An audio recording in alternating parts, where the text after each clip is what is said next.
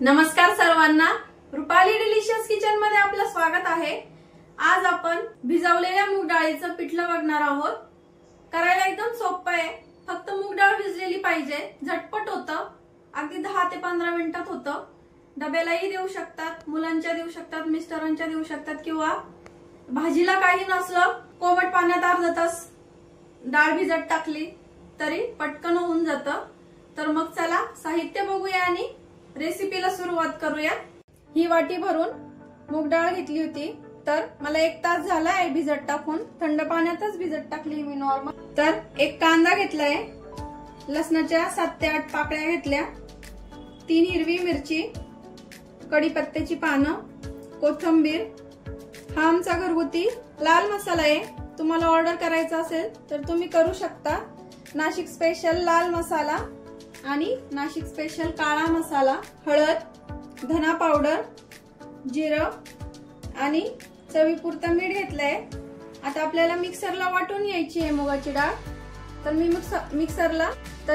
मिक्सरला ही डाळ बारीक करून घेते, खूप जास्त बारीक नाही करायची आहे, थोडीशी दरदरी ठेवायची, म्हणजे थोडीशी जाडसर आपल्याला वाटायची। मी दाखवते तुम्हाला। इथं मिक्सरच्या भांड्यामध्ये डाळ काढून घेतली आहे आणि त्यामध्ये आपल्याला हिरव्या मिरच्या घेतल्या आहे ना, त्या पण टाकून घ्यायच्या आहेत आणि ओबड-धोबड अशी डाळ आपल्याला दळून घ्यायची इथं। तर इथं डाळ अशी बारीक करून घेतली आहे, बघू शकता, अशी रवाळ रवाळ आपल्याला बारीक करायची, खूप जास्त फाईन पेस्ट तयार नाही करायची आहे। आणि कांदा कट करून घेतलाय, लसूण ठेचून घेतलाय, कोथिंबीर कट केली आहे। आता आपण पिठल्याला छान अशी मस्त खमंग फोडणी देऊया। गॅस सुरू केलाय, कढई गरम करायला ठेवली आहे आणि 2 ते 3 चमचे तेल टाकून घेतलंय। तेल तुम्ही कमी अधिक करू शकता। तर पाव चमचा जिरं छान फुललं की आपल्याला लसूण टाकून घ्यायचं आहे पूर्ण। इथं लसूण थोडंसं तांबूस होईपर्यंत आपल्याला परतून घ्यायचं आहे। आणि हे पिठलं आपल्याला पोटाला एकदम पचायला हलकं असतं, त्यामुळं हरभऱ्याच्या डाळीचं पिठलं नसाल खाऊ शकत तर तुम्ही हे मूग डाळीचं पिठलं नक्की ट्राय करा। ऋतू बदलला, हवामानात बदल झाले की पोटाला त्रास होतो, म्हणून तुम्ही हे पिठलं करून बघा। लसूण छान ब्राऊन रंगावरती आला, तांबूस रंगावरती आला की आपल्याला इथं कांदा टाकून घ्यायचा आहे। कांदा आपल्याला छान परतून घ्यायचा आहे आता लाल रंगावरती, आणि मीडियम गॅसवरच परतायचा आहे कांदा, म्हणजे छान मऊ होतो। आणि कांदा लवकर परतावं म्हणून आपण इथं मीठ घेतलंय चवीपुरतं, ते इथं मी पूर्ण टाकून देणार आहे। आता कांदा छान परतून घेते। कांदा छान तळून झालाय आपला, मस्त छान फ्राय झालाय। आता कढीपत्त्याची पानं टाकते, गॅस कमी करायचा आहे पूर्ण। लाल मसाला टाकते अर्धा चमचा, आपण हिरवी मिरची पण टाकली आहे त्यामुळे लाल मसाला थोडा बेताने टाकायचा। पाव चमचा हळद आणि पाव चमचा धना पावडर, थोडीशी फोडणीत कोथिंबीर टाकते आणि आता वाटून घेतलेली डाळ टाकायची इथं।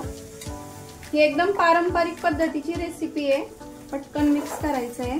तुम्हाला एकदम सुक्का हवं असेल तर अजिबात पाणी टाकायचं नाही, म्हणजे झुणका आपण ज्याला म्हणतो त्या टाईपचं अजिबात पाण्याचा वापर करायचा नाहीये। इथं मी थोडंसं पातळ करणार आहे, थोडंसं नॉर्मल। पाणी टाकल्याच्या नंतर गॅस कमीच ठेवायचा इथं, म्हणजे त्याच्या गाठी वगैरे होत नाही। छान मिक्स करायचं कमी गॅसवरती। छान मिक्स करून घेतलंय आता, अजिबात गाठी वगैरे काहीच राहिल्या नाहीये, बघू शकता। आता आपल्याला यावरती झाकण ठेवून छान शिजून घ्यायचं आहे। झाकण ठेवते आपण, आता पिठलं छान एकदम शिजून घेऊया। 5 मिनिटं झाली आहे, एकदा मिक्स करून द्यायचं मध्ये, म्हणजे हलवून द्यायचं आहे, म्हणजे खाली करपू वगैरे शकतं म्हणून। 5 मिनिटांनी आपल्याला मिक्स करायचं आणि आणखीन 5 मिनिटांसाठी आपल्याला शिजायला ठेवायचं आहे। छान अगदी आपण रवाळ दळल्यामुळं शिजायला थोडासा वेळ लागू शकतो, 10 ते 12 मिनिटं लागतातच हे पिठलं शिजण्यासाठी। अजून झाकण ठेवते मी आणि शिजवून घेते।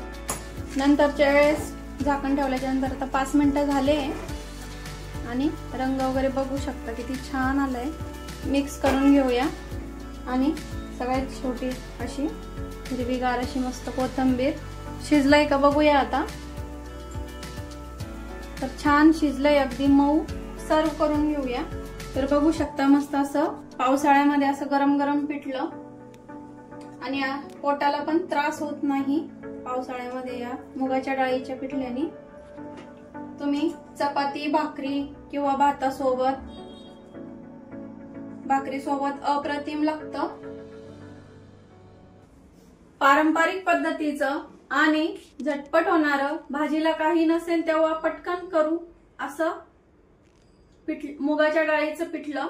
तर रेसिपी कशी वाटली कमेंट मध्ये नक्की सांगा। रेसिपी आवडली असेल तर लाईक, शेअर, सबस्क्राईब करायला विसरू नका। रेसिपी नक्की ट्राय करा, कारण घरचं जेवण हे खरंच स्वादिष्ट असतं। अशाच नवीन छान छान रेसिपी सोबत पुन्हा भेटूया। तोपर्यंत बाय बाय।